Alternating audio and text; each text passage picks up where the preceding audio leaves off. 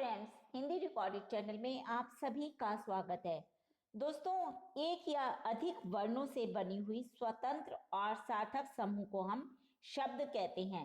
अब जैसे कमल, पुस्तक, घर आदि ये शब्द हैं। दोस्तों, जब तक इनका प्रयोग वाक्य में नहीं किया जाता तब तक ये शब्द ही रहते हैं, परंतु जब हम इन शब्दों से एक वाक्य की संरचना करते हैं तो वाक्य में प्रयुक्त शब्द पद बन जाते हैं। अब जैसे कमल पानी में खिलता है, कमल जब तक अकेला था ये शब्द था, लेकिन जैसे ही इसका हमने वाक्य में प्रयोग कर लिया यह पद बन गया। ये पुस्तक अच्छी है, पुस्तक भी जब तक अकेली थी एक अकेला शब्द थी, और जैसे ही इसे हमने वाक्य में प्रयोग किया ये पद बन गया। ऐसे ही मेरा घर बहुत सुंदर है, इसमें भी घर यहाँ एक पद बन गया। दोस्तों, जैसे जब हम अपना परिचय देते हैं ठीक उसी प्रकार वाक्य में जितने शब्द होते हैं उनका भी परिचय होता है, और उसी परिचय को हम पदों का परिचय देना यानी कि पद परिचय कहते हैं।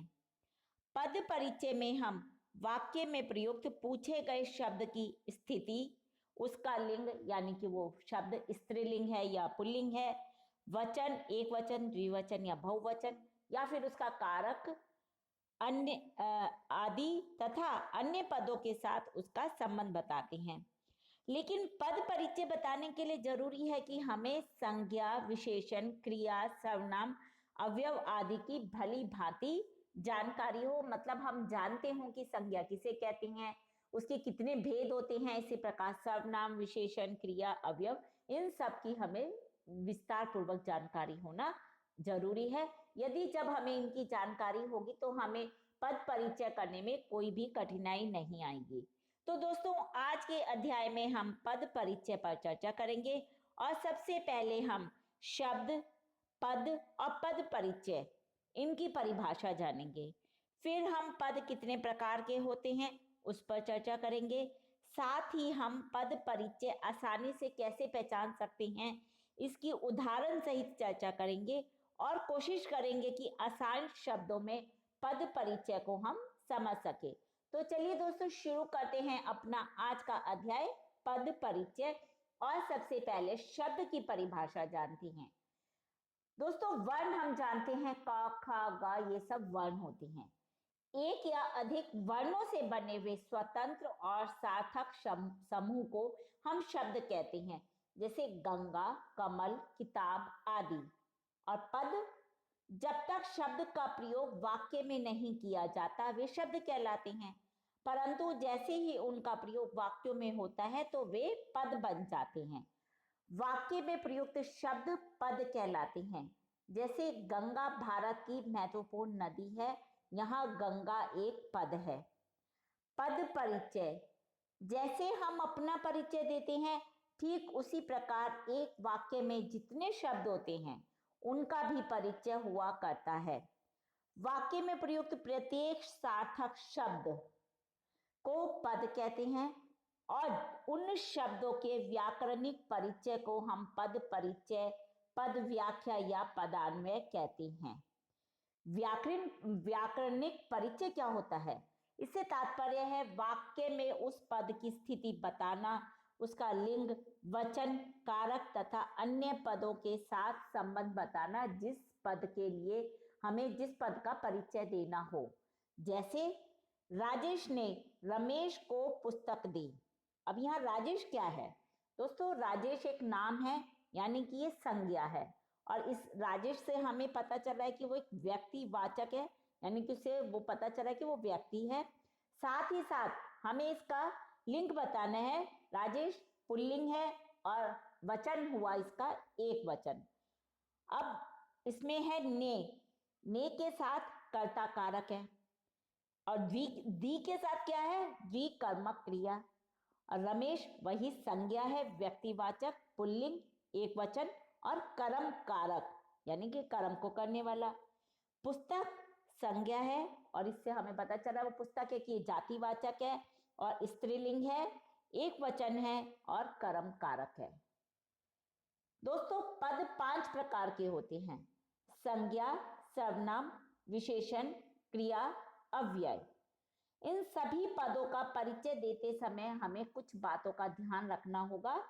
जैसे जब हम संज्ञा का दे रहे हैं परिचय, तो हमें इसमें संज्ञा के भेद यानी कि व्यक्तिवाचक, जातिवाचक, भाववाचक, इनकी जानकारी होना जरूरी है। लिंग का पता हो, वचन, कारक या फिर क्रिया का कर्ता है या क्रिया का कर्म है।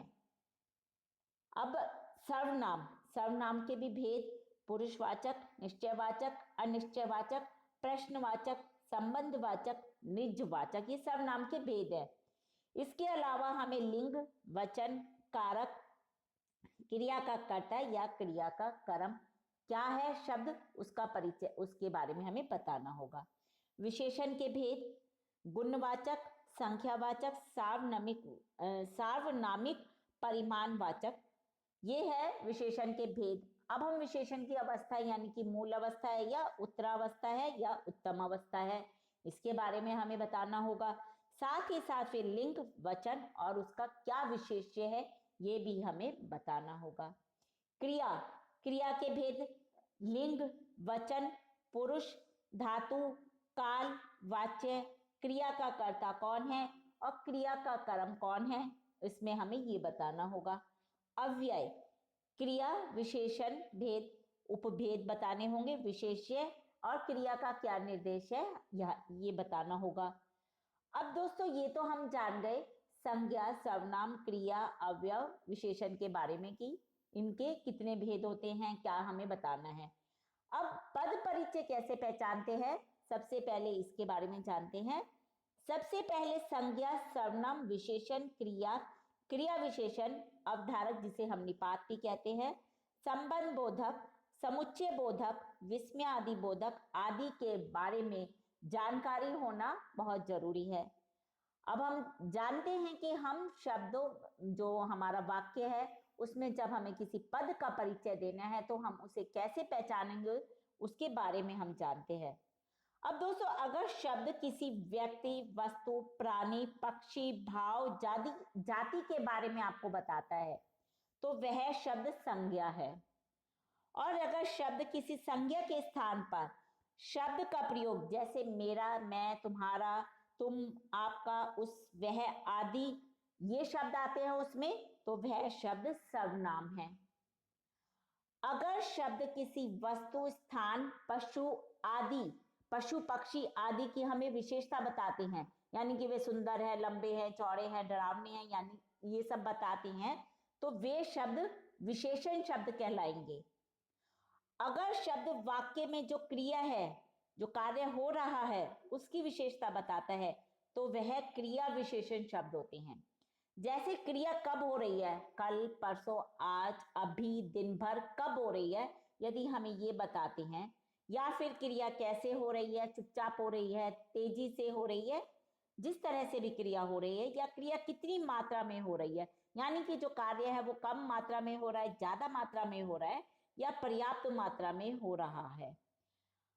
अगर शब्द किसी दो या अधिक संज्ञा और सर्वनाम के बीच का संबंध दर्शाता है, दोस्तों अगर शब्द किसी दो या दो से अधिक संज्ञा और सर्वनाम के बीच का संबंध दर्शाता है तो वह संबंध बोधक अव्यय शब्द होगा। जैसे के पास, के दूर, से दूर, के कारण, के लिए, की ओर, यदि ये शब्द है तो संबंध बोधक अव्यय शब्द है। अगर शब्द किसी दो वाक्यों के बीच का संबंध दर्शाता है तो वे समुच्चय बोधक अव्यय है, जैसे और, अतएव, इसलिए, लेकिन आदि। अगर शब्द किसी विस्मय यानी कि खुशी, हर्ष, घृणा, दुख, पीड़ा आदि भावों को प्रकट करते हैं तो वे शब्द विस्मय आदि बोधक अव्यय हैं, जैसे अरे, वहां, अच्छा आदि। अगर शब्द किसी बात पर ज्यादा भार दर्शाता है तो वह निपात है, जैसे भी, तो, तक, केवल, ही। अब मैं आपको एक उदाहरण के लिए यहाँ कुछ वाक्य दे रहे हैं हम, जिनमें कुछ शब्दों को हमने रेखा, जिसके नीचे हमने रेखा लगाई है यानी कि रेखांकित किए हैं, और इन रेखांकित पदों के हमने पद परिचय में कैसे लिखने हैं इसके बारे में हम इस उदाहरण से समझने की कोशिश करते हैं। पहला उदाहरण है आज समाज में विभीषणों की कमी नहीं है। दोस्तों यहाँ पे विभीषणों का अर्थ है जो मतलब देश के देशद्रोही होते हैं, यहाँ उसे विभीषण कहा गया है। इसमें विभीषणों का हमें इसमें विभीषण जो पद है इसका परिचय देना है। यह संज्ञा इसकी कौन सी है? जातिवाचक, क्योंकि इससे हमें इसकी जाति पता चलती है। विभीषणों लिखा है इसलिए यह बहुवचन हुआ और इसका लिंग कौन सा हुआ? पुल्लिंग। और इसमें संबंध कारक क्या है? की। रात में देर तक बारिश होती रही, इसमें आपको देर तक का पद परिचय देना है। देर तक यानी कि क्रिया विशेषण है इसमें, और कालवाचक हमें इसमें पता चल रहा है कि इसमें कालवाचक का प्रयोग हुआ है। हर्षिता निबंध लिख रही है, लिख रही का इसमें आपको पद परिचय देना है। अब इसमें क्रिया कौन सी है? लिख रही है, यानी कि संयुक्त क्रिया का प्रयोग किया गया है। लिख रही तो ये स्त्रीलिंग हुआ, एक जना लिख रहा है इसलिए एक वचन लिखेंगे। इसमें धातु कौन सी है? लिख। और लिख रही है इसलिए यह वर्तमान काल है। और क्रिया का कर्ता कौन है, यानी कि क्रिया को करने वाला कौन है?